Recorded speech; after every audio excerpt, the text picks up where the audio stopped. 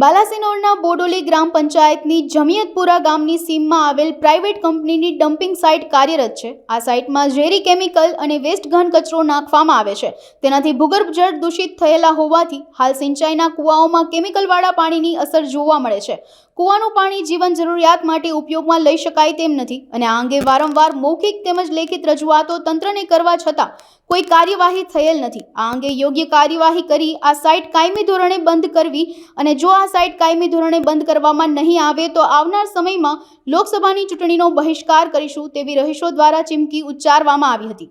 આજ રોજ બાલાસિનોર કચેરી ખાતે બોડોલી ગ્રામ પંચાયતના તમામ આગેવાનો અને સરપંચ દ્વારા આવેદનપત્ર આપવામાં આવ્યું, જેમાં જો ડમ્પિંગ સાઇટ કાયમી ધોરણે બંધ કરવામાં નહીં આવે તો આ ચૂંટણીનો સંપૂર્ણ બહિષ્કાર કરવા માટે પણ ફૂલ તૈયારી બતાવીને આવેદનપત્ર આપવામાં આવેલ છે અને સરકારને એક અપીલ પણ છે કે આ પ્રજાનું અહિત ના કરે અને કાયમી ધોરણે ડમ્પિંગ સાઇટ બંધ કરે તો પ્રજા બચી શકે એમ છે। ડાભી છત્રસિંહ બાહુભાઈ, ગ્રામ આગેવાન।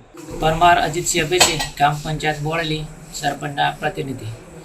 અમારા બોડેલી ગ્રામ પંચાયતના જમિયતપુરા સીમમાં આવેલી ડમ્પિંગ સાઇટથી જે કંઈ કૂવાની અંદર જે કેમિકલવાળું પાણી આવેલ છે તેનાથી અવારનવાર રજૂઆત કરવા છતાં, અવારનવાર આવેદનપત્ર આપવા છતાં સરકાર દ્વારા યા તંત્ર દ્વારા કોઈ પણ કાર્યવાહી કરવામાં આવેલ નથી।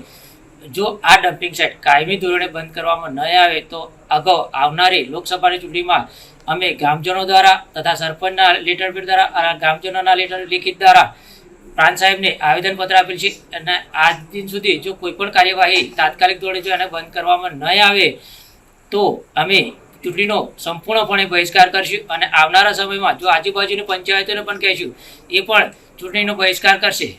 વોટર એર અને બધું પોલ્યુશન રિલેટેડ બાબત છે તો એ વધારે પગલાં લઈ શકે છે।